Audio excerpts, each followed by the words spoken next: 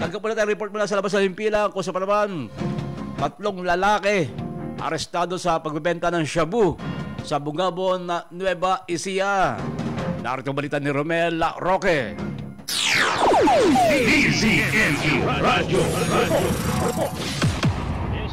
Arestado ang 3 lalaki sa pagbebenta ng sinasabing shabu sa barangay San Roque, Bungabon, Nueva Ecija. Hindi ibinigay ng PNP ang mga pangalan ng suspect na mga farmer. Isang 41 years old, walang asawa. Residente ng barangay Vega, isang 41 anyos, may asawa. At isang 23 anyos, walang asawa.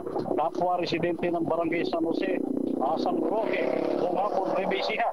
Ayon sa Bungabon Municipal Police Station, huli sa ang mga suspect ng police buyer. Na-recover sa mga suspect ang 500 peso 5 bus mark money. Isang sachet ng pinaniniwalang shabu may timbang na humigit kumulang sa 0.7 grams. Tinatayang nagkakalaga ng 476 pesos. Nasa kustudiya ngayon ng Bungabon Municipal Police Station ng mga suspect na na-inquest proceeding na sinampahan ng kaukulang kaso.